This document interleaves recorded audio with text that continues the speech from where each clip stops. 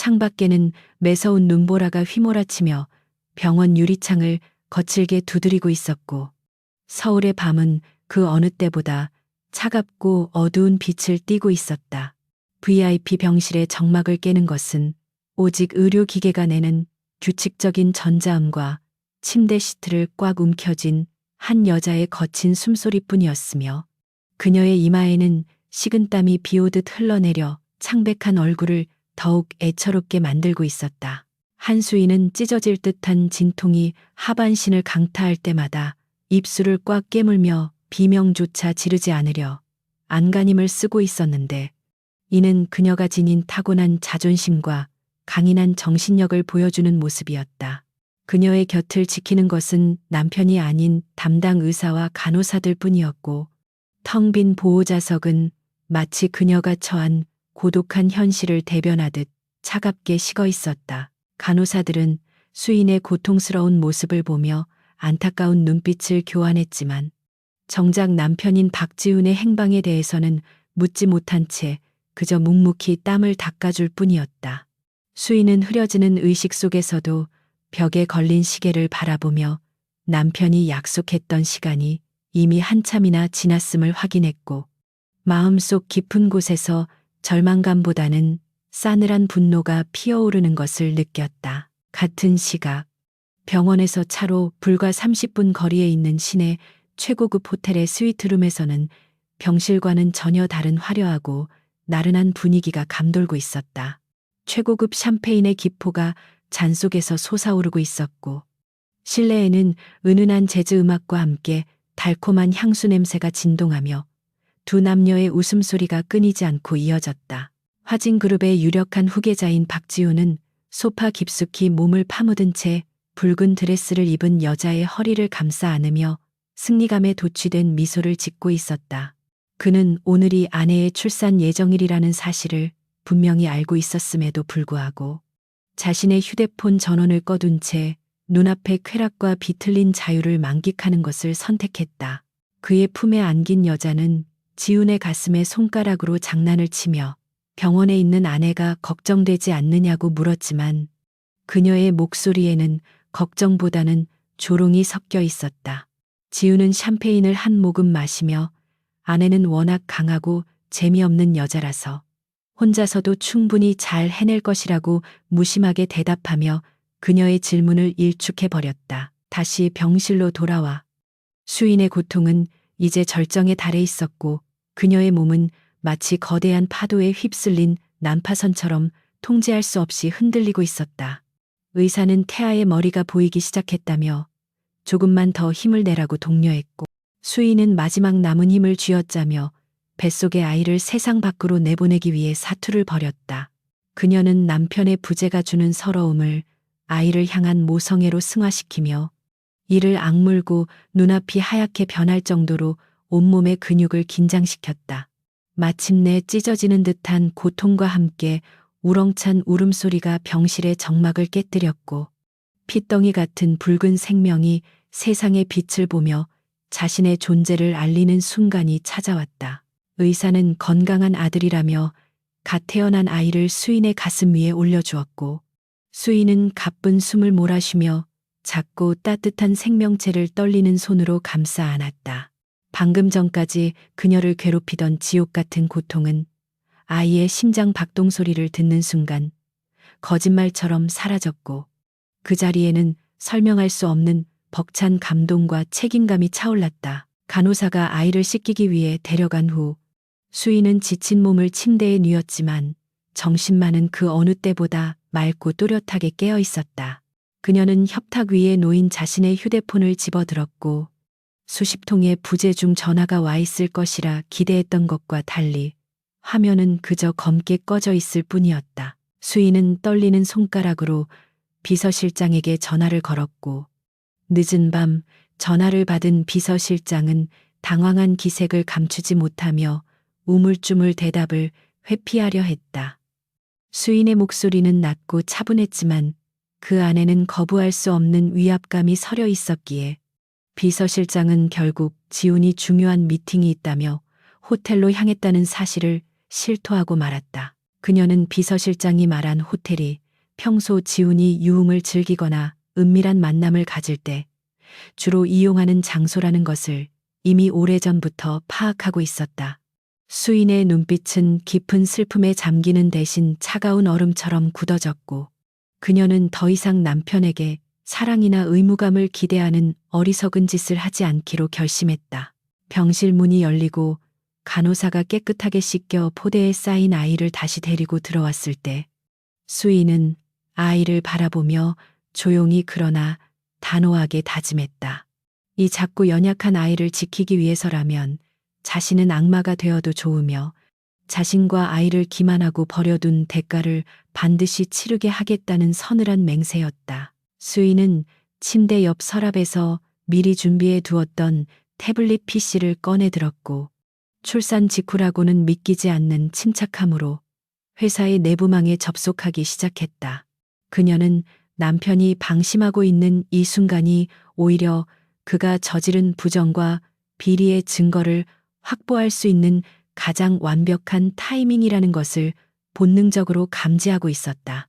화면 위로 복잡한 숫자들과 자금 흐름표가 나타났고 수인의 손가락은 통증을 잊은 채 빠르게 화면을 터치하며 지훈이 감추려 했던 더러운 흔적들을 찾아내기 시작했다.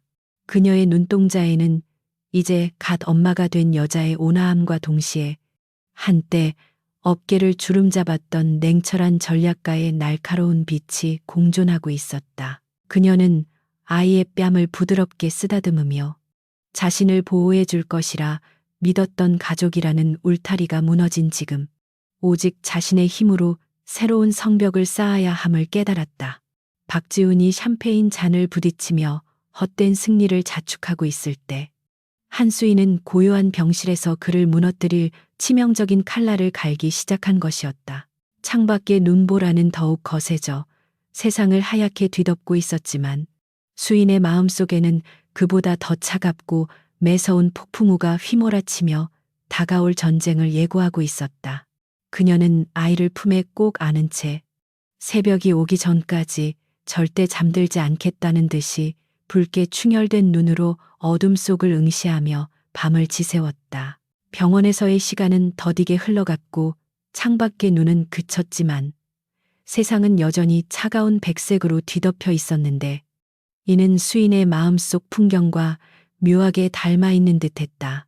출산 후 3일이 지났지만 남편 박지훈은 코빼기도 비치지 않았고 수인은 병실을 찾는 간호사들의 동정, 어린 시선을 묵묵히 견뎌내며 오직 아이를 돌보는 일에만 전념하고 있었다. 그녀는 산후조리를 위해 몸을 추스르면서도 틈틈이 비서실과 연락을 취해 회사의 동향을 파악하고 있었고 남편이 저지르고 있는 짓들을 하나하나 기록으로 남기고 있었다. 수인의 침대 옆 협탁에는 갓 태어난 아들의 평온한 얼굴이 담긴 사진, 액자와 함께 그녀가 밤새 정리한 두툼한 서류 봉투가 놓여 있어 묘한 대조를 이루고 있었다. 오후의 햇살이 병실 깊숙이 들어와 먼지들이 춤추는 모습을 비추고 있을 때 갑자기 병실 문이 거칠게 열리며 익숙하면서도 낯선 구두 소리가 정적을 깨뜨렸다. 박지훈이 들어선 순간 병실 안의 공기는 순식간에 바뀌었고 그가 입고 있는 고급 슈트에서는 병원의 소독약 냄새를 덮을 만큼 진하고 머리가 아픈 낯선 여자의 향수 냄새가 풍겨왔다. 지훈은 며칠 만에 만난 아내와 갓 태어난 아이에게 따뜻한 인사를 건네기는커녕 귀찮은 의무를 처리하러 온 사람처럼 미간을 찌푸린 채 재킷을 벗어 소파에 아무렇게나 던져두었다. 그는 수인의 창백한 얼굴을 힐끗 쳐다보고는 별일 아니라는 듯 넥타이를 느슨하게 풀며 소파에 거만하게 다리를 꼬고 앉아 한숨을 내쉬었다. 수인은 침대 헤드에 기대어 앉아 그를 조용히 응시했는데 그녀의 눈빛에는 그가 예상했던 원망이나 눈물 대신 바닥을 알 수 없는 차가운 침묵만이 감돌고 있었다. 지우는 아내의 그런 태도가 오히려 거슬린다는 듯 혀를 빼차며 회사 일이 얼마나 바쁜지 아느냐고 선수를 치며 자신의 부재를 정당화하려 들었다.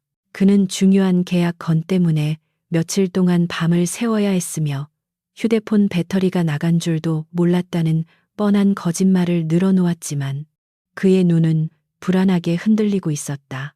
수인은 그의 셔츠 깃에 묻은 희미한 립스틱 자국과 손목에서 반짝이는 고가의 시계가 며칠 전에는 없던 것임을 단번에 알아차렸지만 짐짓 모르는 척하며 그의 연극을 지켜보았다. 지우는 수인이 아무런 대꾸도 하지 않자 슬슬 본론을 꺼내려는 듯 자세를 고쳐 앉으며 우리 관계에 대해 진지하게 생각할 시간이 필요하다고 운을 떼었다. 그는 결혼 생활이 자신에게 너무나 큰 구속이며 서로 맞지 않는 옷을 입고 있는 것처럼 불편하다고 말하면서도 정작 자신의 외도 사실은 교묘하게 감추려 했다. 그는 수인에게 당분간 별거를 하거나 깔끔하게 이혼을 하는 것이 서로를 위해 좋을 것이라고 제안하며 위자료는 섭섭지 않게 챙겨주겠다는 오만한 태도를 보였다. 지우는 수인이 고아나 다름없는 처지라 갈 곳이 마땅치 않다는 약점을 알고 있었기에 자신이 내미는 조건에 그녀가 순순히 따를 것이라고 굳게 믿고 있는 듯했다. 수인은 그의 말을 끝까지 들은 후 입가에 희미한 냉소를 띠며 당신이 원하는 것이 자유라면 굳이 말릴 생각은 없지만 아이 문제는 어떻게 할 것이냐고 물었다. 그녀의 목소리는 지나칠 정도로 차분해서 지우는 순간적으로 등골이 서늘해지는 것을 느꼈지만 이내 자신의 우월감에 취해 그 감각을 무시해버리고 말았다. 지우는 아이는 당연히 화진 그룹의 핏줄이니 자신이 키우는 것이 맞지만 아직 젖먹이인 점을 고려해 수인이 당분간 양육을 맡는 것을 허락하겠다고 선심 쓰듯 말했다. 그는 마치 아이를 물건처럼 취급하며 나중에 아이가 크면 유학을 보내 엘리트 교육을 시키겠다는 둥 허황된 계획을 늘어놓으며 자신의 부성애를 과시하려 들었다. 그때 간호사가 수유 시간이 되었다며 아이를 데리고 들어오려다가 험악한 병실 분위기를 감지하고 멈칫거렸고 수인은 눈짓으로 아이를 데려오라고 신호를 보냈다. 지우는 간호사의 품에 안긴 아이를 보자 갑자기 아버지 흉내를 내고 싶어졌는지 자리에서 일어나 아이를 안아보겠다며 팔을 뻗어 간호사에게 다가갔다. 하지만 수인의 반응은 전광석화처럼 빨랐는데 그녀는 아픈 몸을 이끌고 침대에서 내려와 지훈의 앞을 가로막으며 단호하게 그의 접근을 차단했다. 수인은 당신의 몸에서 나는 그 역겨운 향수 냄새가 아이에게 옮는 것이 싫으니 당장 손을 치우라며 처음으로 목소리에 날카로운 분노를 담아 그를 쏘아붙였다. 지우는 예상치 못한 수인의 반격에 당황하여 얼굴이 붉게 달아올랐고 감히 남편이자 아이 아빠인 자신에게 이런 대우를 하느냐며 목소리를 높였다. 그는 수인의 어깨를 거칠게 밀치려 했지만 수인은 한 발짝도 물러서지 않고 그를 똑바로 노려보며 당신은 아빠 자격은커녕 인간으로서의 자격도 없는 사람이라고 일갈했다. 그녀는 지훈이 지난 3일 동안 어느 호텔의 스위트룸에서 누구와 있었는지 어떤 샴페인을 마셨는지 정확하게 읊조리며 그가 감추려 했던 추악한 진실을 낱낱이 까발렸다.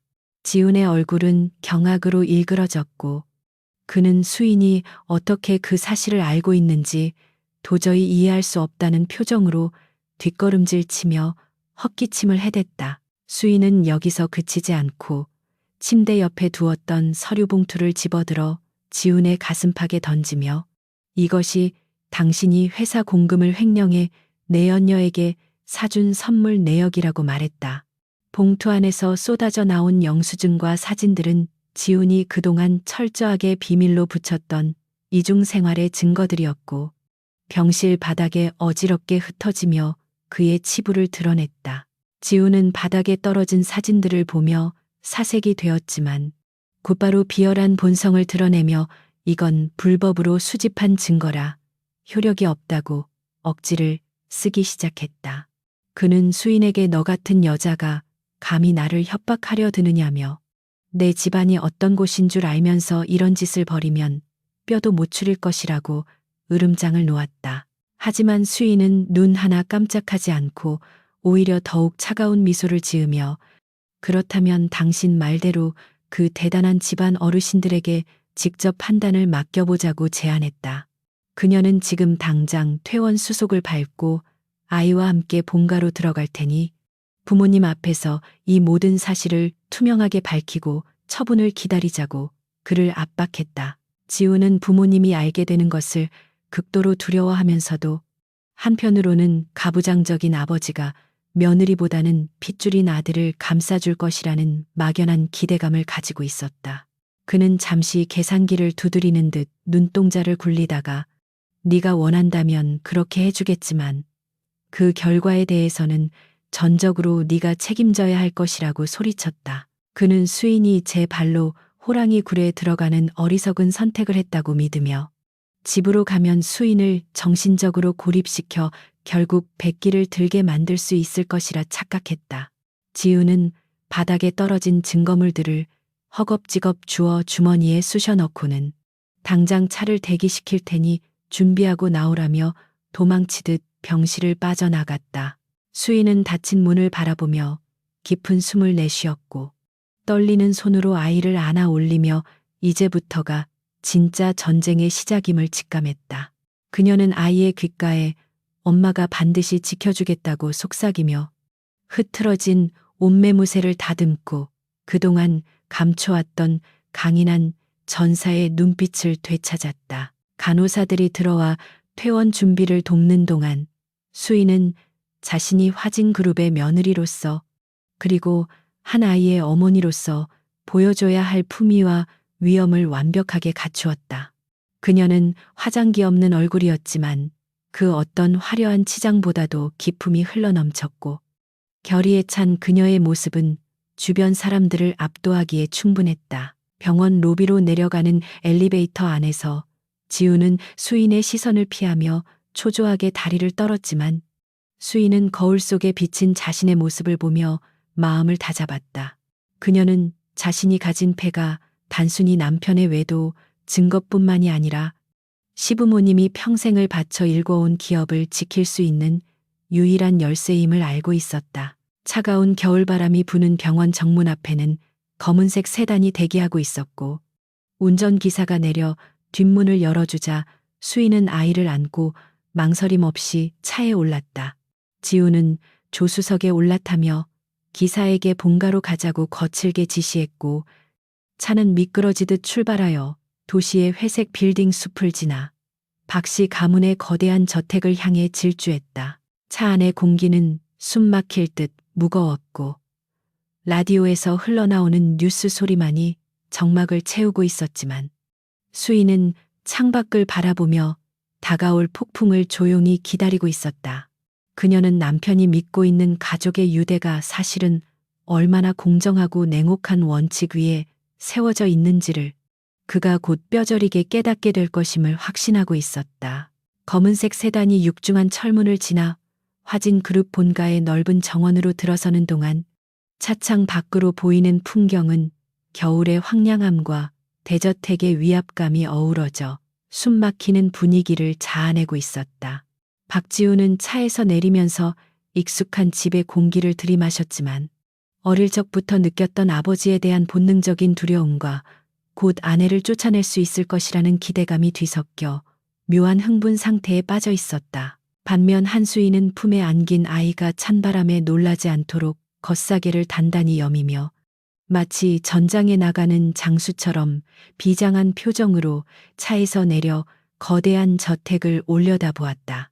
그녀는 이 집안의 어른들이 얼마나 냉철하고 무서운 분들인지 누구보다 잘 알고 있었지만 동시에 그들이 지키고자 하는 가문 명예와 원칙이 자신의 가장 큰 무기가 될 것임을 확신하고 있었다. 현관에서 그들을 맞이한 늙은 집사는 평소와 다름없이 정중하게 고개를 숙였지만 그의 눈빛에는 평소와 다른 긴장감과 알 수 없는 연민이 서려 있어 집안의 심상치 않은 기류를 짐작게 했다.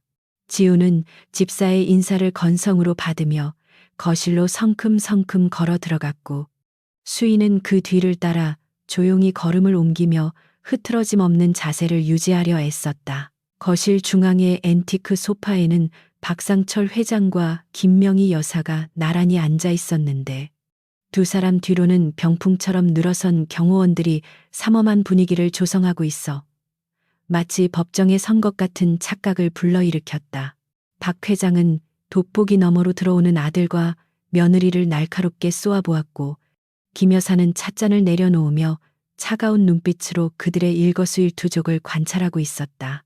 지우는 부모님의 침묵을 자신에게 유리한 쪽으로 해석하며 짐짓 억울한 표정을 지은 채 먼저 입을 열어 수인이 산후 우울증으로 인해 히스테리를 부리고 있다고 모함하기 시작했다.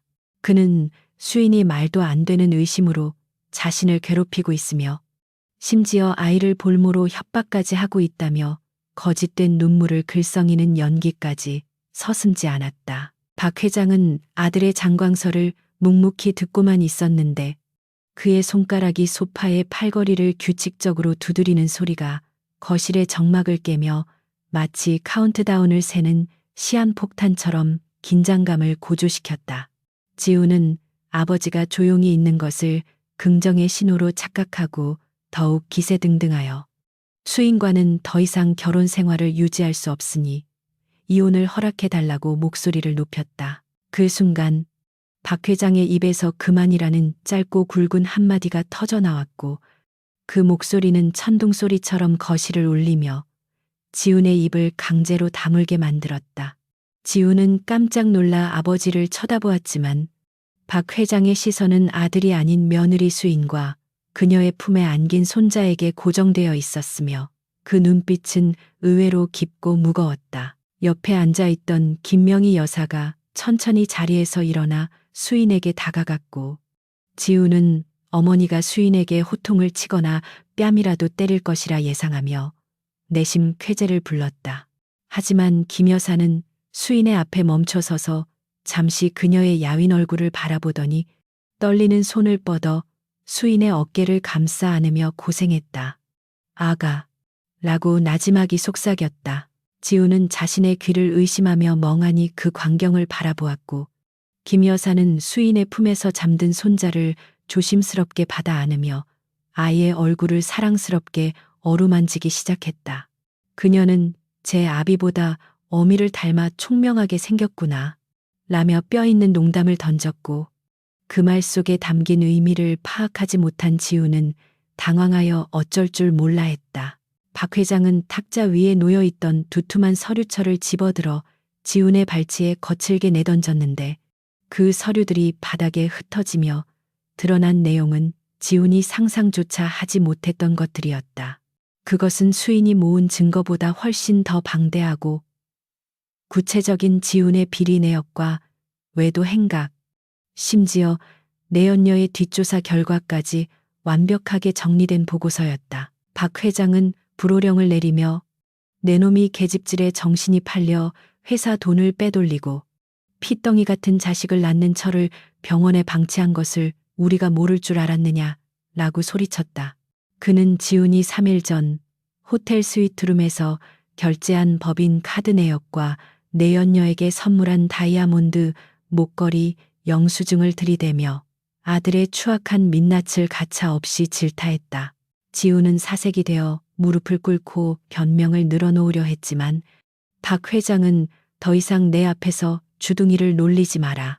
너 같은 놈을 후계자라고 믿고 있었던 내 자신이 부끄럽다. 라며 말을 잘랐다.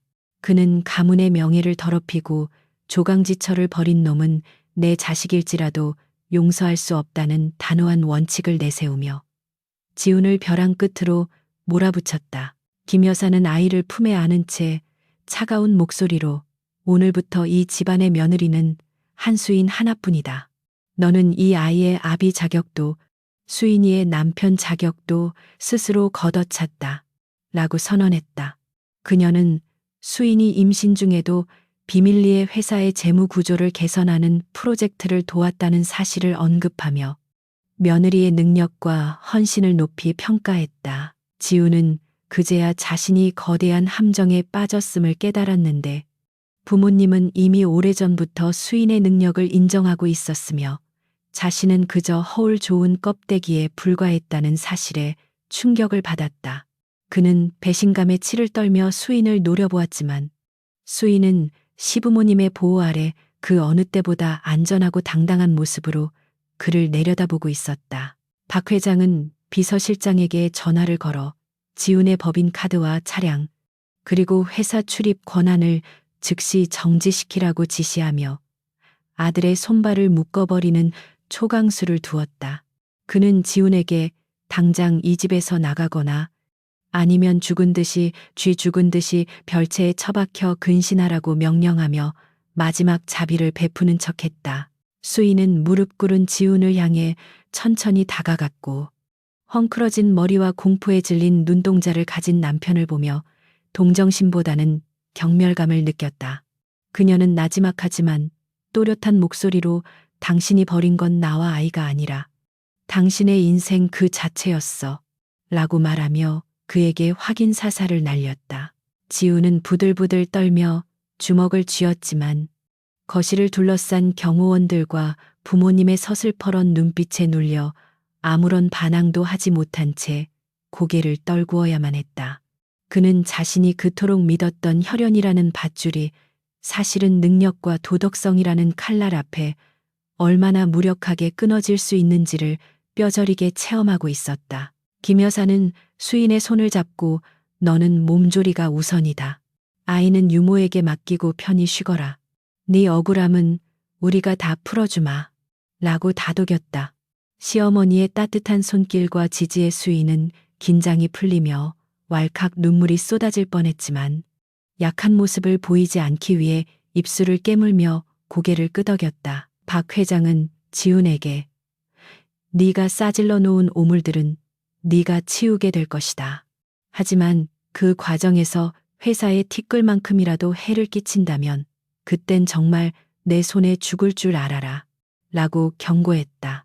그는 며느리에게 전권을 위임할 생각까지 내비치며 지훈을 철저하게 고립시키고 수인에게 힘을 실어주는 전략적 선택을 감행했다. 저택의 거실에는 무거운 침묵이 흘렀지만 그 공기의 흐름은 들어올 때와는 완전히 뒤바뀌어 있었다. 지훈은 패배자의 비참한 몰골로 바닥을 기고 있었고 수인은 가문의 정당한 일원이자 보호받는 존재로서 그 중심에 우뚝 서 있었다.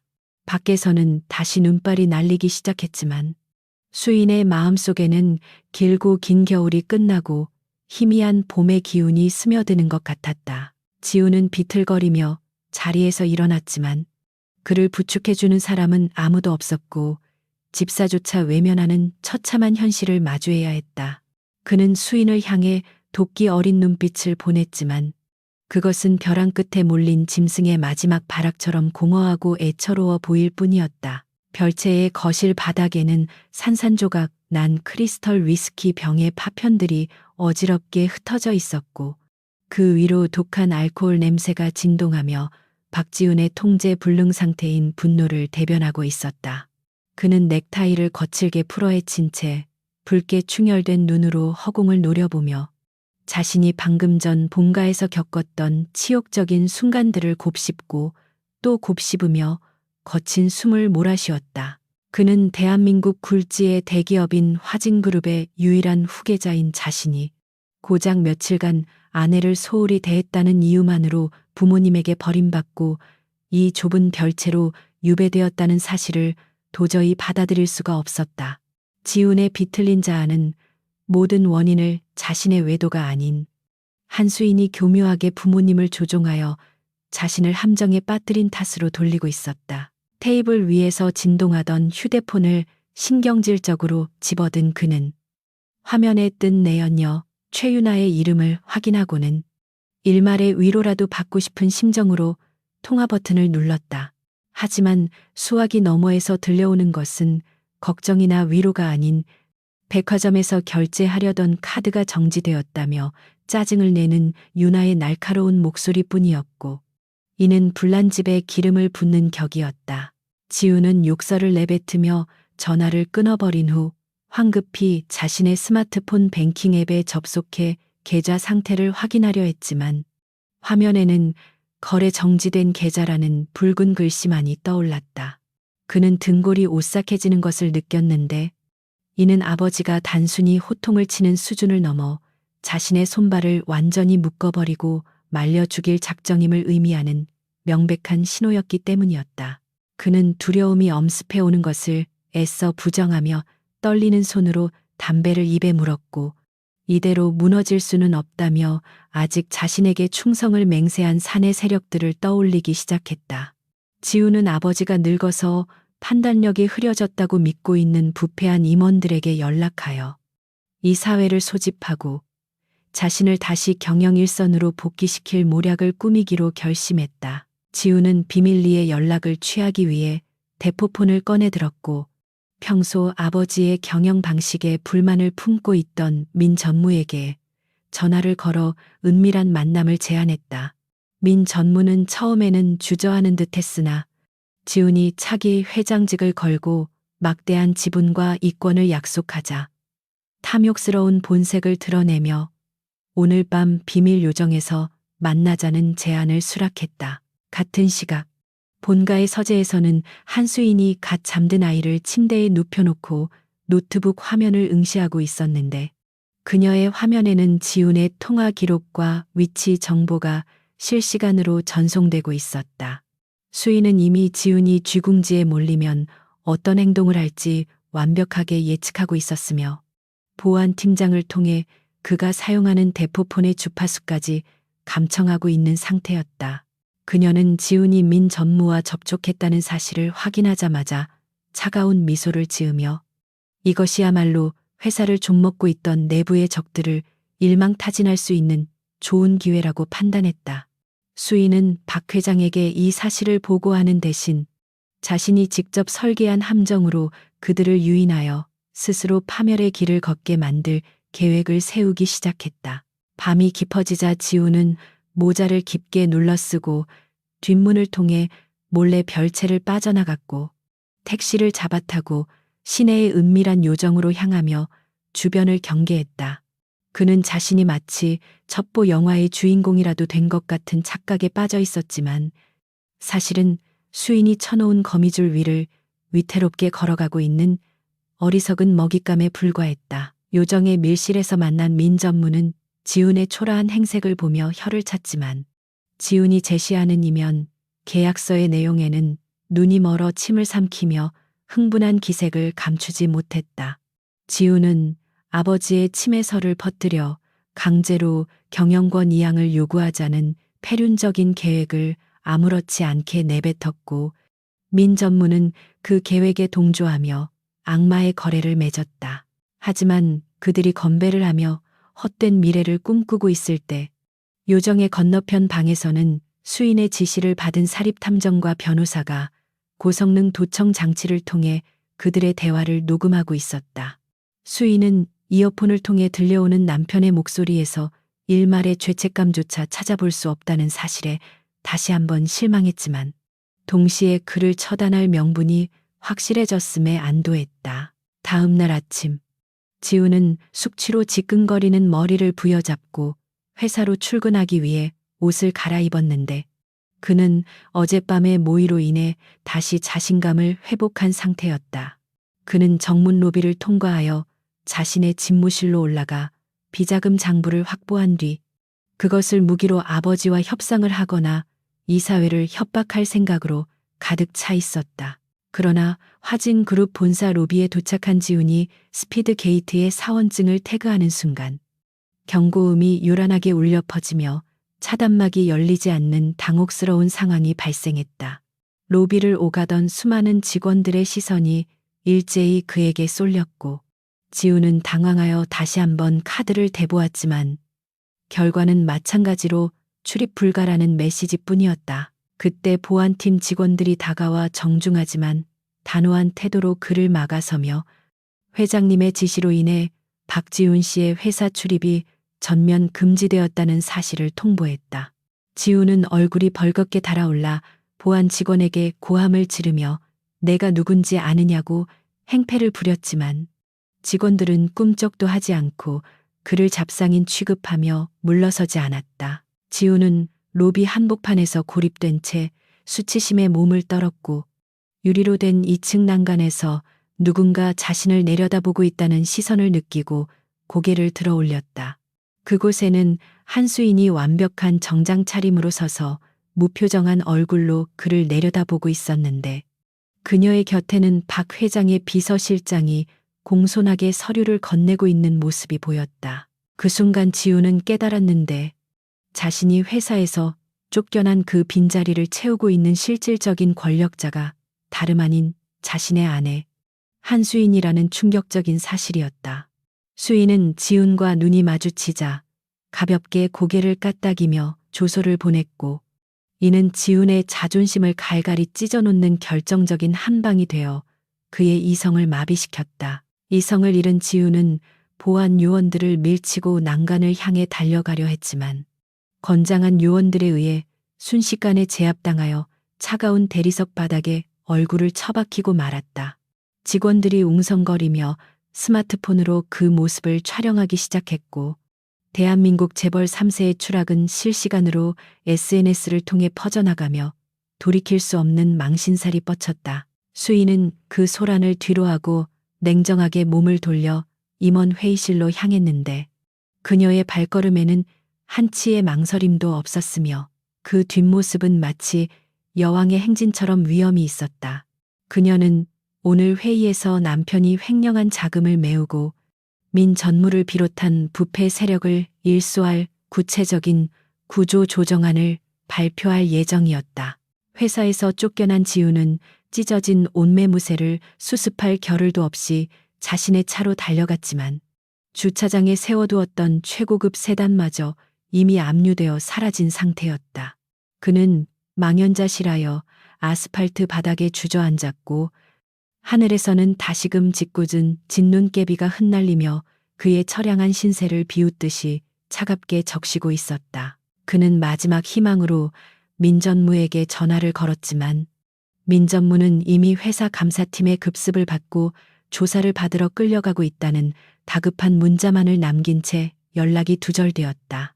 지우는 자신이 믿었던 모든 동아줄이 썩은 지푸라기였음을 깨달았고 이제 그에게 남은 것은 오직 분노와 증오, 그리고 파멸을 향해 질주하는 폭주기관차 같은 본능뿐이었다. 지우는 택시를 잡아타고 다시 내연녀 최윤아의 오피스텔로 향했는데 지금 그가 유일하게 통제할 수 있다고 믿는 존재는 그녀뿐이라는 착각에 빠져 있었기 때문이었다.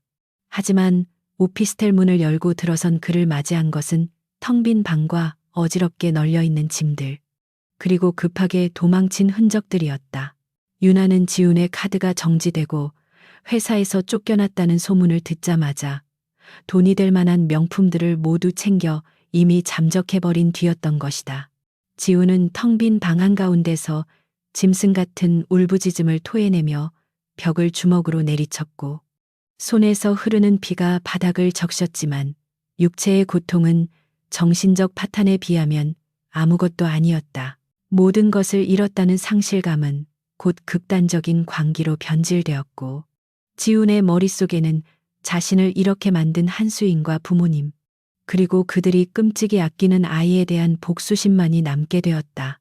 그는 부엌으로 걸어가 날카로운 과도를 집어들고 서늘한 눈빛으로 칼날을 응시하며 자신이 당한 고통을 배로 돌려주겠다는 위험한 다짐을 했다. 한편 회의를 성공적으로 마치고 본가로 돌아온 수인은 왠지 모를 불안감에 가슴이 두근거리는 것을 느끼며 곧장 아이 방으로 달려가 아들의 안색을 살폈다.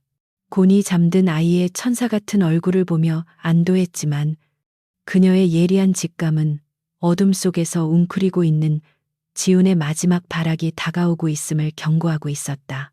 수인은 경호팀장을 불러 저택의 보안 수준을 최고 등급으로 격상시키라고 지시했고 특히 아이와 시부모님의 주변에 24시간 밀착 경호를 붙이도록 명령했다. 그녀는 창밖의 어둠을 응시하며 지훈이 더 이상 남편이나 가족이 아닌 제거해야 할 명백한 위협 요소임을 뼈저리게 인식하고 전투 태세를 갖추었다. 어둠 속을 헤매던 지훈은 후드티를 눌러쓰고 편의점에서 소주를 사서 단숨에 들이킨 뒤 비틀거리는 걸음으로 다시 본가의 담벼락 주변을 서성거기 시작했다. 그의 눈은 초점을 잃은 채 광기로 번들거리고 있었고 입가에는 세상을 향한 저주와 함께 비릿한 웃음이 걸려 있어 보는 이로 하여금 소름 돋게 만들었다. 그는 자신이 무너진 폐허 위에서 춤추는 광대처럼 이제는 잃을 것이 없다는 자포자기의 심정으로 최후의 일격을 준비하고 있었다. 밤바람이 거세게 불어와 나뭇가지들을 흔들며 기괴한 소리를 내었고, 이는 마치 다가올 파국을 예고하는 불길한 전주곡처럼 저택의 주변을 감싸고 돌았다.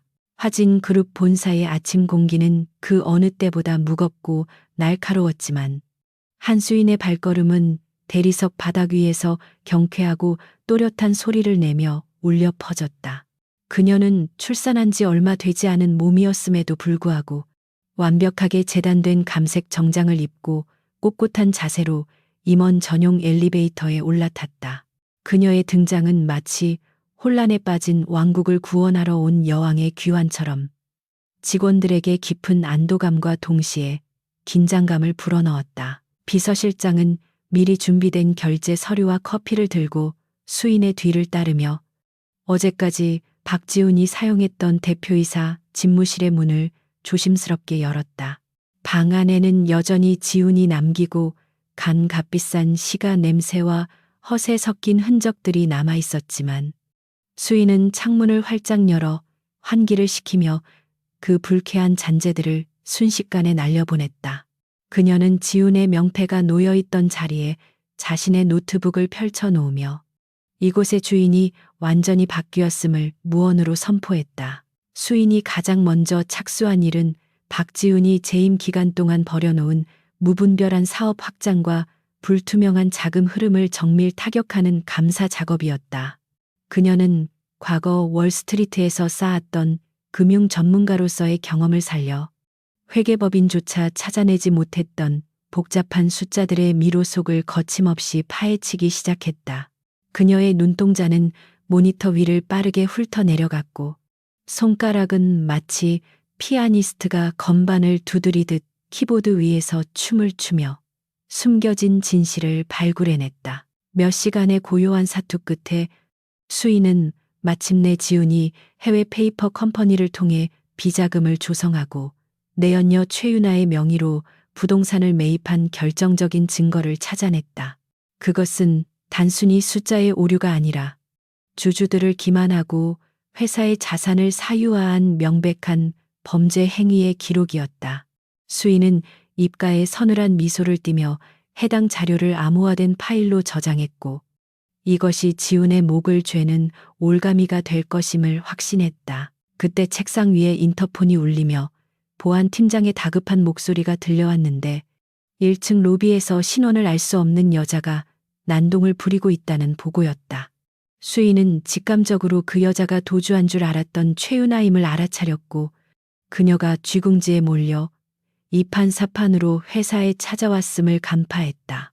수인은 보안팀장에게 경찰을 부르는 대신 그녀를 조용히 접견실로 데려오라고 지시하며 직접 이 소란을 잠재우기로 결심했다. 접견실 문을 열고 들어선 수인은 불안에 떨며 손톱을 물어뜯고 있는 최윤아의 모습을 발견했는데 며칠 전 호텔에서 보았던 당당함은 온데간데 없고 초라한 패배자의 모습만 남아 있었다.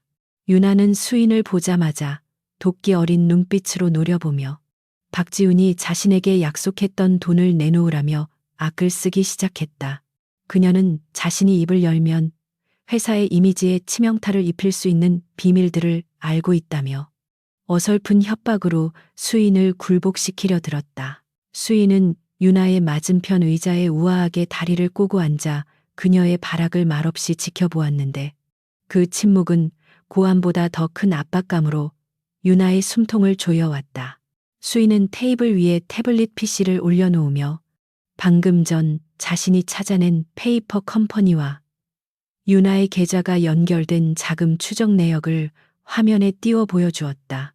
화면을 본 윤아의 얼굴은 핏기가 싹 가시며 백지장처럼 하얗게 질렸고 입술을 달달 떨며 아무 말도 하지 못했다. 수인은 차갑게 가라앉은 목소리로 지금 네가 걱정해야 할 것은 못 받은 돈이 아니라 횡령 및 배임 공모 혐의로 얼마나 긴 시간을 감옥에서 보내야 할지야. 라고 일침을 가했다. 그녀는 유나에게 이미 출국 금지 조치가 내려졌으며 지훈이 모든 죄를 유나에게 뒤집어 씌우기 위해 증거를 조작하고 있다는 거짓 정보를 흘려 그녀의 심리를 흔들었다. 이간질은 비열한 수법이었지만 악을 처단하기 위해서는 때때로 독이 필요하다는 것을 수인은 잘 알고 있었다. 유나는 지훈에게 이용당하고 버림받았다는 생각에 배신감으로 몸을 떨었고 살기 위해 지푸라기라도 잡고 싶은 심정으로 수인의 눈치를 살피기 시작했다. 수인은 그런 유나의 심리를 꿰뚫어 보며 지금이라도 수사에 협조하고 지훈의 비리를 증언한다면 정상 참작을 받을 수 있도록 법무팀을 통해 돕겠다고 제안했다. 그것은 벼랑 끝에 선 유나에게 내려진 유일한 동아줄이었고 그녀는 선택의 여지가 없음을 깨닫고 고개를 떨구었다. 결국 유나는 핸드백 깊숙한 곳에서 녹음기 하나를 꺼내 테이블 위에 올려놓았는데 그 안에는 지훈이 불법 비자금 조성을 지시하고 뇌물을 공여한 대화 내용이 고스란히 담겨 있었다.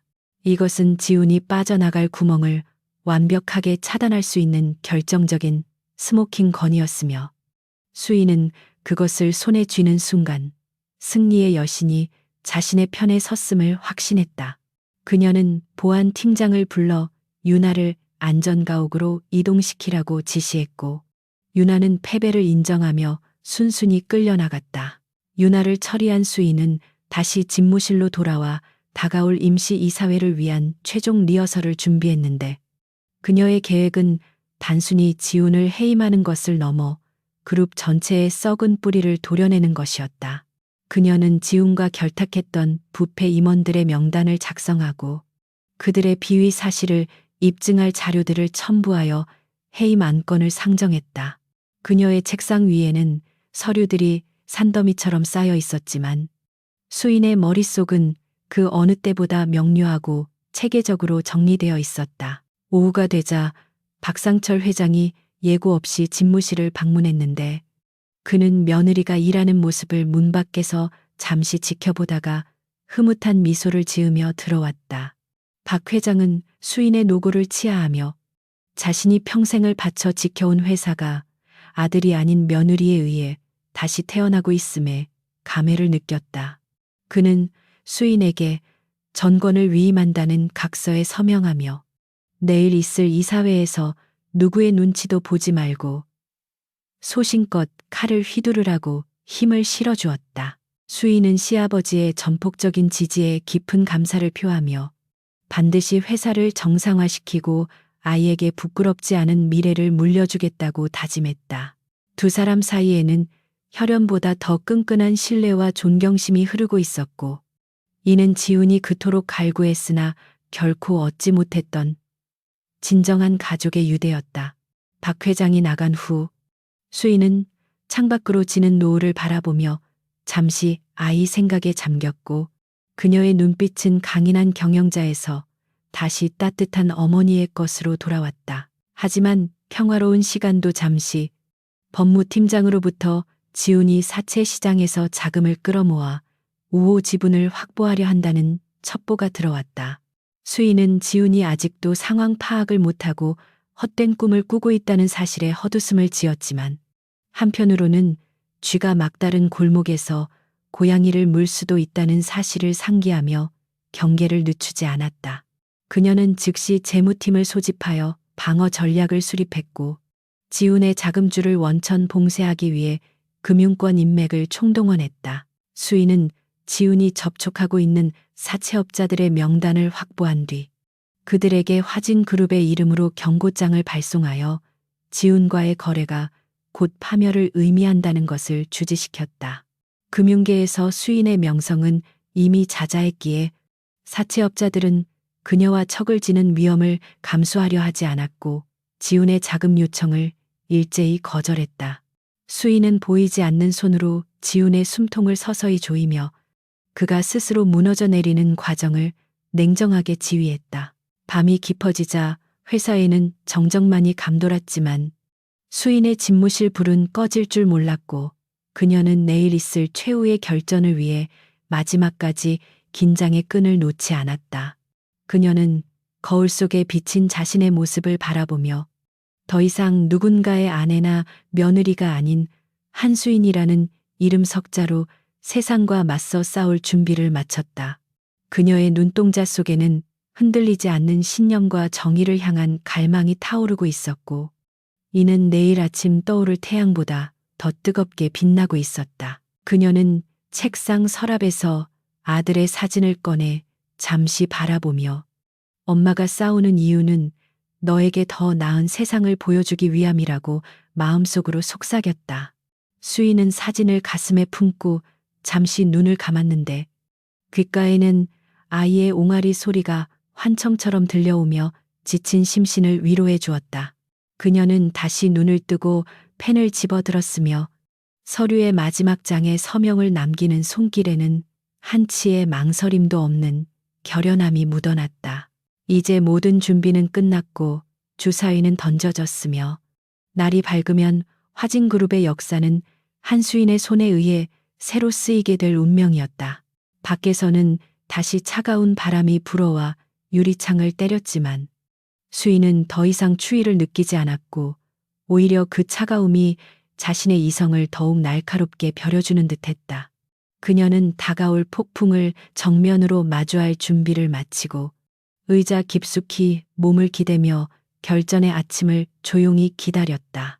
화진그룹 본사의 대회의실은 무거운 침묵과 팽팽한 긴장감으로 가득 차 있었고 거대한 원목 테이블에 둘러앉은 이사들의 표정은 다가올 폭풍을 예감한 듯 딱딱하게 굳어 있었다. 창밖으로 비치는 서울의 전경은 평화로워 보였지만 유리창 안쪽의 공기는 성냥불 하나만 그어도 폭발할 것처럼 위태로운 기류가 흐르고 있었다. 이사회의 중심에는 한수인이 앉아 있었는데 그녀는 마치 판결을 앞둔 재판관처럼 냉철하고 흔들림 없는 눈빛으로 정면을 응시하며 회의의 시작을 기다리고 있었다. 잠시 후 굳게 닫혀있던 회의실 문이 굉음을 내며 열렸고 보안 요원들의 제지를 뿌리치며 박지훈이 거친 숨을 몰아쉬며 난입해 들어왔다. 그의 모습은 며칠 전까지 그룹을 호령하던 황태자의 위용은 온데간데 없고 헝클어진 머리와 구겨진 슈트 차림으로 흡사 광인과 다를 바 없는 몰골을 하고 있었다. 지우는 회의실을 가득 메운 이사들을 둘러보며 헛웃음을 터뜨렸고 자신의 자리에 앉아있는 수인을 발견하자마자 얼굴이 붉게 달아오르며 삿대질을 해댔다. 그는 수인을 향해 감히 네가 내 자리를 차지하고 앉아 무슨 짓을 꾸미고 있느냐고 고함을 질렀지만 그의 목소리는 권위를 잃고 공허하게 메아리칠 뿐이었다.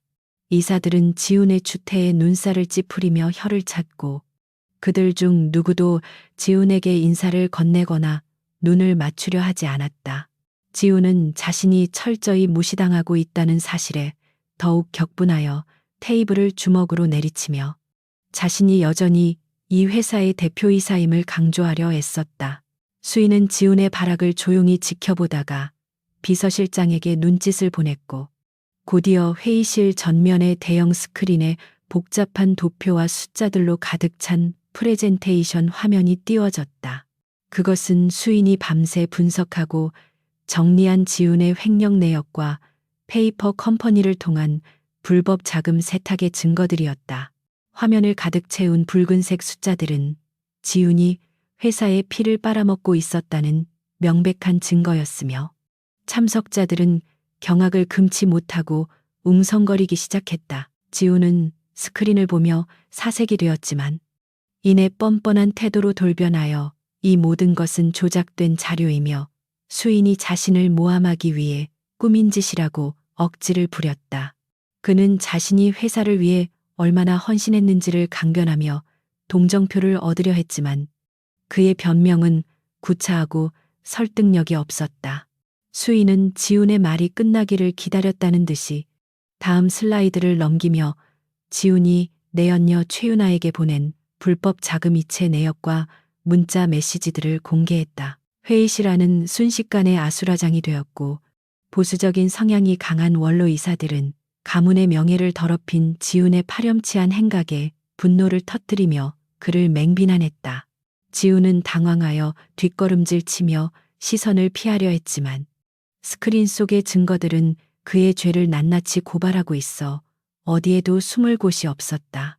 수인은 마이크를 잡고 차분하지만 힘있는 목소리로 박지훈 대표이사의 해임안을 정식으로 상정한다고 선언했다. 그때 지훈은 마지막 카드를 꺼내 들겠다는 듯이 최윤아는 자신과 아무런 관련이 없으며 그녀가 혼자서 벌인 사기극이라고 소리치며 꼬리 자르기를 시도했다.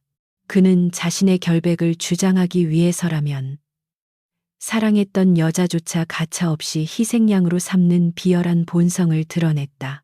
하지만 수인은 예상했다는 듯 입가에 비웃음을 흘리며 준비해둔 결정적인 증거인 최윤아의 자백 영상과 음성 녹음 파일을 재생시켰다. 스피커를 통해 흘러나오는 지훈의 목소리는 너무나도 선명했는데 그는 윤아에게 회사의 공금을 빼돌리라고 지시하며 뒷일은 자신이 책임지겠다고 호언장담하고 있었다. 영상 속의 윤아는 눈물을 흘리며 지훈이 자신을 협박하여 범죄에 가담하게 만들었다고 증언했고 이는 지훈이 빠져나갈 수 있는 마지막 퇴로마저 완벽하게 차단해버렸다. 지훈은 자신의 목소리가 울려 퍼지는 회의실 한가운데서 얼어붙은 듯 꼼짝도 하지 못했다. 모든 진실이 밝혀지자 회의실의 분위기는 지훈에 대한 경멸과 분노로 들끓었고 박상철 회장은 그제야 무거운 입을 열어 아들에게 마지막 선고를 내렸다. 회장은 떨리는 손으로 마이크를 잡고 부도덕하고 무능한 경영자는 화진그룹을 이끌 자격이 없다며 해임안에 가장 먼저 찬성표를 던졌다.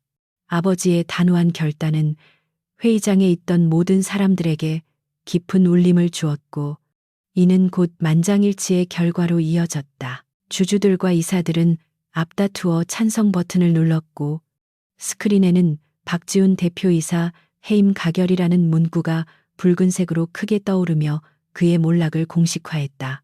지훈은 믿을 수 없다는 표정으로 화면과 아버지를 번갈아 쳐다보며 자신이 평생을 당연하게 여겨왔던 왕좌에서 끌려 내려오게 된 현실을 부정하려 했다. 그는 비틀거리며 아버지에게 다가가 무릎을 꿇고 한 번만 기회를 달라고 애원했지만 박 회장은 차갑게 고개를 돌리며 그를 외면했다. 보안 요원들이 다가와 지훈의 양팔을 붙잡고 끌어내려 하자 그는 짐승처럼 울부짖으며 발버둥 쳤지만 건장한 요원들의 힘을 당해낼 수는 없었다. 지훈은 끌려나가면서도 수인을 향해 독서를 퍼부으며 저주를 내뱉었지만 수인은 그 모습을 그저 벌레를 보듯 무심하게 내려다볼 뿐이었다.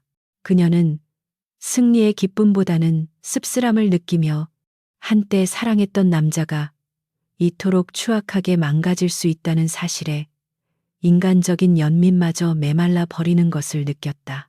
회의실 문 밖으로 쫓겨난 지훈은 복도 바닥에 내동댕이 쳐졌고 지나가던 직원들은 그 광경을 목격하고 수군거리며 경멸 어린 시선을 보냈다. 그는 수치심에 얼굴을 들 수 없었지만 이대로 물러설 수는 없다는 오기로 다시 일어나 회의실 문을 두드렸다. 하지만 문은 굳게 닫혀 열리지 않았고 그는 차가운 복도에 홀로 남겨져 철저하게 고립된 자신의 처지를 뼈저리게 실감해야 했다. 지훈은 떨리는 손으로 평소 자신과 친분이 두터웠던 다른 기업의 이세들에게 전화를 걸어 도움을 요청하려 했지만 그들은 이미 뉴스를 통해 소식을 접하고 지훈의 연락을 차단한 상태였다. 그는 자신이 그토록 자랑하던 인맥이 사실은 아버지의 배경과 직함이 만들어준 허상에 불과했음을 깨달았다. 권력을 잃은 그는 아무런 가치도 없는 존재가 되어버렸고 세상은 실패자에게 냉혹할 만큼 등을 돌리고 있었다. 한편 회의실 안에서 수인은 이사들에게 깊이 고개 숙여 인사하며 혼란스러운 시기에 회사를 맡게 된 무거운 책임감을 표명하고 경영 정상화 계획을 발표했다. 이사들은 그녀의 침착하고 전문적인 태도에 신뢰를 보내며 박수를 쳤고 화진그룹은 이제 박지훈의 그늘에서 벗어나 새로운 리더십 아래 재도약할 준비를 마쳤다. 수인의 연설은 감동적이면서도 논리정연하여 참석자들의 마음을 사로잡기에 충분했다. 회의가 끝나고 사람들이 모두 빠져나간 뒤 수인은 텅 빈 회의실에 홀로 남아 창밖을 응시하며 긴장이 풀린 듯 깊은 한숨을 내쉬었다. 그녀는 품 안에서 아들의 사진을 꺼내보며 엄마가 해냈다며 아이에게 마음속으로 말을 걸었고 눈가에는 맺힌 눈물을 닦아냈다. 이제 그녀 앞에는 거칠 것이 없었지만 마음 한구석에는 가족이라는 울타리가 깨어진 것에 대한 아픔이 여전히 가시처럼 박혀 있었다. 지우는 건물 1층 로비로 끌려 내려와 정문 밖으로 내쳐졌는데 화창한 햇살이 그의 초라한 모습을 비추며 비참함을 더욱 부각시켰다. 그의 손에는 짐 상자 하나 들려있지 않았고 입고 있는 옷과 구두만이 그가 가진 전부였으며 지갑과 차 열쇠는 이미 압수된 뒤였다. 그는 지나가는 사람들의 시선을 피해 옷깃을 세우고 고개를 숙였지만 세상 어디에도 그가 숨을 곳은 존재하지 않는 것 같았다. 그때 로비의 유리문 너머로 수인이 걸어 나오는 모습이 보였고 그녀의 곁에는 건장한 경호원들과 비서진이 따라붙어 그녀의 높아진 위상을 증명하고 있었다. 지우는 본능적으로 그녀에게 다가가려 했지만 경호원들이 그를 막아서며 접근을 차단했다. 수인은 멈춰서서 유리문 밖에 지훈을 바라보았는데 그 눈빛에는 더 이상 분노도 증오도 없는 그저 타인을 바라보는 듯한 완벽한 무관심만이 담겨 있었다. 지훈은 유리문에 매달려 수인의 이름을 부르며 문을 열어달라고 소리쳤지만 방음유리 너머의 수인에게는 닿지 않는 묵음의 아우성일 뿐이었다. 수인은 그를 외면하고 대기하고 있던 검은색 세단에 올라탔고 차는 미끄러지듯 출발하여 지훈을 뒤로 한 채 멀어져 갔다. 그는 흙먼지를 뒤집어 쓴 채 멍하니 멀어지는 차를 바라보며 자신이 돌이킬 수 없는 강을 건넜음을 그리고 영원히 돌아갈 수 없음을 절망적으로 인정해야 했다. 그는 다리에 힘이 풀려 주저앉았고 주머니를 뒤져 담배를 찾았지만 빈감만이 손에 잡힐 뿐이었다. 지나가던 행인이 그를 노숙자로 착각하고 혀를 차며 피해가는 모습은 그의 추락을 상징적으로 보여주는 장면이었다. 지우는 하늘을 올려다보며 소리 없이 오열했지만 그의 눈물은 누구에게도 동정받지 못하는 악어의 눈물에 불과했다.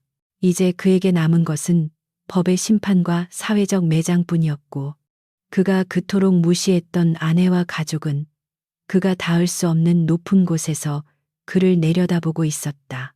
박지훈의 시대는 끝났고 한수인의 시대가 열린 것이었다. 거대한 빌딩 숲 사이로 불어오는 바람은 여전히 차가웠지만 그 바람은 이제 지훈만을 향해 매섭게 몰아치고 있었다. 어둠이 짙게 깔린 서울의 밤거리는 화려한 네온 사인으로 번쩍이고 있었지만 그 빛조차 닿지 않는 뒷골목에서 박지훈은 술병을 손에 쥔 채 비틀거리고 있었다. 그는 며칠 전까지만 해도 최고급 위스키를 마시며 세상을 발 아래 두었던 남자였으나 이제는 편의점 싸구려 소주로 쓰린 속을 달래야 하는 처참한 신세로 전락해 있었다. 알코올이 혈관을 타고 흐르며 마비된 이성을 흔들어 깨웠지만 그 자리를 채운 것은 후회가 아닌 끓어오르는 증오와 억울함 뿐이었다. 그는 자신이 겪고 있는 이 모든 불행의 원흉이 한수인이라고 굳게 믿으며 그녀가 자신의 인생을 송두리째 훔쳐갔다는 망상에 사로잡혀 있었다.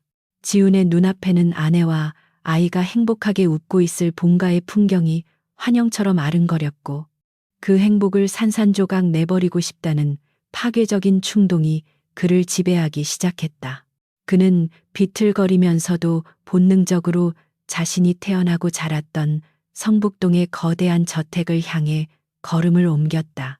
택시비조차 없어 한참을 걸어 도착한 본가의 높은 담벼락은 마치 거대한 성벽처럼 그를 가로막고 서서 위압감을 뿜어내고 있었다.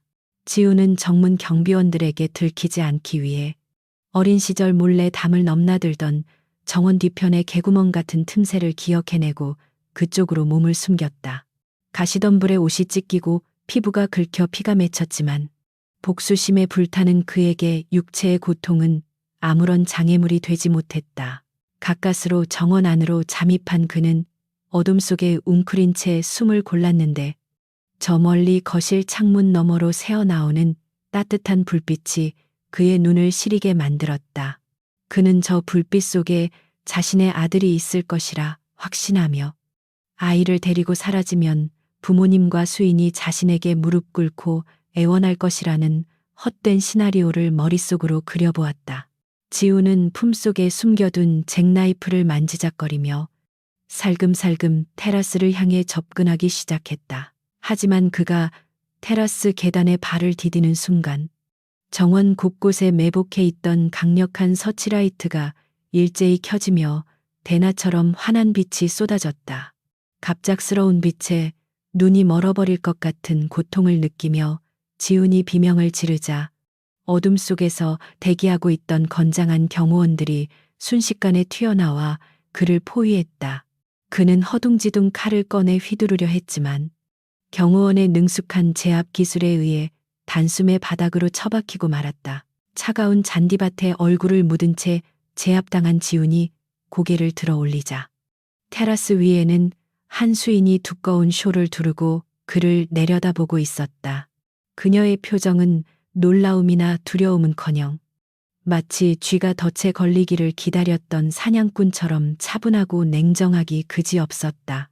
수인의 곁에는 이미 경찰에 신고를 마친 비서실장이 심각한 표정으로 서 있었고 멀리서 경찰차의 사이렌 소리가 희미하게 들려오기 시작했다.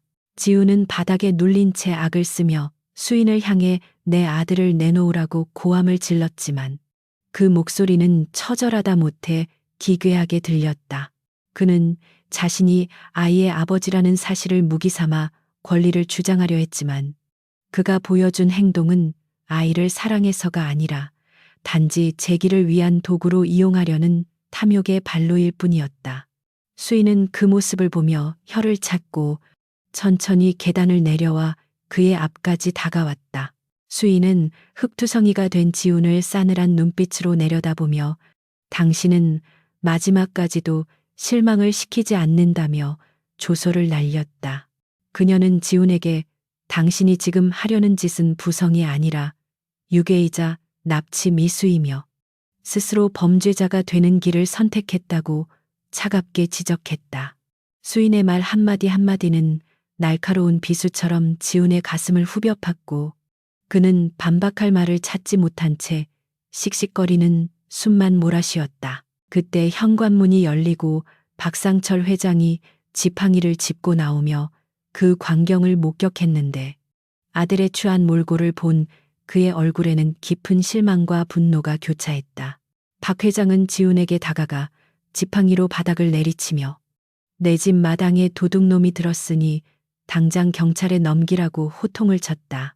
그는 지훈을 아들이라고 부르지도 않았으며 철저하게 타인이자 범죄자로 취급하며 가문의 수치라고 못 박았다. 지훈은 아버지의 발목을 잡고 한 번만 용서해 달라며 비굴하게 애원했지만 박 회장은 더러운 것을 털어내듯 발을 빼며 뒤도 돌아보지 않고 돌아섰다. 아버지의 뒷모습은 거대한 산처럼 단호했고 지훈은 그제야 자신이 가족이라는 울타리에서 영원히 추방되었음을 뼈저리게 실감했다. 그는 절망감에 휩싸여 짐승 같은 울음을 토해냈지만 그 눈물은 그 누구의 마음도 움직이지 못했다. 곧이어 경찰차들이 요란한 소리를 내며 정원으로 들이닥쳤고 제복을 입은 경찰관들이 지훈에게 다가가 수갑을 채우며 미란다 원칙을 고지했다. 횡령, 배임, 그리고 주거 침입 및 협박 혐의까지 더해진 그의 죄목은 무거웠고 화려했던 재벌 3세의 인생은 차가운 수갑과 함께 종막을 고했다. 카메라 플래시가 터지지는 않았지만 집안의 고용인들과 경호원들이 지켜보는 가운데 그는 죄인이 되어 연행되었다. 경찰차 뒷좌석에 구겨지듯 태워진 지훈은 창밖으로 멀어지는 저택과 수인의 모습을 바라보며 허망한 표정을 지었다. 수인은 그가 사라지는 순간까지 눈길 한 번 주지 않고 등을 돌려 집 안으로 들어갔는데 그 단호한 뒷모습이 지훈에게는 그 어떤 형벌보다 더 큰 고통으로 다가왔다. 차가 어둠 속으로 사라지자 정원에는 다시 고요가 찾아왔고 겨울바람만이 윙윙거리는 소리를 내며 빈자리를 채웠다. 한편 공항에서 위조 여권으로 출국을 시도하던 최윤아 역시 잠복하고 있던 수사관들에게 체포되는 운명을 맞이했다. 그녀는 공항 로비 한복판에서 수갑을 차게 되자 체면도 잊은 채 바닥에 주저앉아 대성통곡을 하며 살려달라고 빌었다. 그녀는 취조실에서 지훈의 모든 범죄 사실을 자백하며 형량을 줄이려 발버둥쳤지만 이미 드러난 증거들은 그녀가 단순한 가담자가 아닌 주도적인 공범임을 명백히 가리키고 있었다. 지훈과 윤아의 몰락 소식은 다음 날 아침 뉴스 일면을 장식하며 세간을 떠들썩하게 만들었지만 화진 그룹의 주가는 오히려 급등하는 기현상을 보였다. 이는 오너 리스크가 해소되고 전문성을 갖춘 한수인이 경영 전면에 나선다는 소식이 시장에 긍정적인 신호로 작용했기 때문이었다. 사람들은 부도덕한 혈연 경영의 종말과 능력 중심의 새로운 리더십에 환호했고 수인은 위기를 기회로 바꾸는 놀라운 수완을 증명해 보였다. 모든 소동이 정리된 후 수인은 아이가 잠든 방으로 들어가 평온하게 잠든 아들의 얼굴을 한참 동안 바라보았다. 밖에서 불어닥쳤던 거친 폭풍우와는 대조적으로 아이의 세상은 너무나 평화롭고 따뜻했으며 수인은 이 평화를 지켜냈다는 사실에 깊은 안도감을 느꼈다. 그녀는 아이의 이마에 입을 맞추며 앞으로 네가 살아갈 세상은 아빠가 보여준 비겁함이 아닌 엄마가 보여줄 당당함으로 채워질 것이라고 약속했다. 김명희 여사가 조용히 방문을 열고 들어와 수인의 어깨를 감싸 안으며 그동안 마음고생 많았다는 위로의 말을 건넸다. 시어머니의 따뜻한 손길에 수인은 긴장이 탁 풀리며 참았던 눈물을 흘렸고 두 여자는 서로를 의지하며 무너진 가정의 파편 위에서 새로운 희망을 싹 틔우고 있었다. 그들은 이제 며느리와 시어머니라는 관계를 넘어 가문을 지키고 아이를 양육하는 동지로서 굳건한 연대를 맺게 되었다. 창밖의 어둠이 걷히고 희미하게 동이 터오기 시작하자 저택의 정원은 푸르스름한 새벽빛으로 물들며 새로운 하루의 시작을 알렸다. 지난밤에 소란스러웠던 흔적들은 깨끗이 치워졌고 겨울나무 가지 끝에는 봄을 기다리는 작은 눈꽃들이 맺혀 있었다. 수인은 창가에 서서 떠오르는 태양을 바라보며 자신의 인생 제2막이 이제 막 시작되었음을 직감했다. 그녀는 더 이상 누군가의 보호를 필요로 하는 연약한 존재가 아니었으며 자신의 운명을 스스로 개척하고 지킬 줄 아는 강인한 여성이자 어머니였다. 지훈이 남긴 상처는 흉터로 남겠지만 그 흉터는 그녀가 치열하게 싸워 승리했다는 영광스러운 훈장이 될 것이었다. 수인은 깊은 숨을 들이마시며 차가운 새벽 공기 속에 담긴 상쾌한 자유의 냄새를 만끽했다. 이제 그녀 앞에는 해결해야 할 회사의 과제들과 아이의 미래가 놓여 있었지만 수인은 두려움보다는 설렘과 자신감으로 가슴이 벅차올랐다. 그녀는 뒤를 돌아보지 않고 앞만 보고 나아갈 것이며 그 길 끝에는 진정한 행복과 성취가 기다리고 있음을 확신했다. 폭풍이 지나간 자리는 비옥해지기 마련이듯 그녀의 삶 또한 시련을 걸음 삼아 더욱 단단하고 아름답게 피어날 준비를 마쳤다.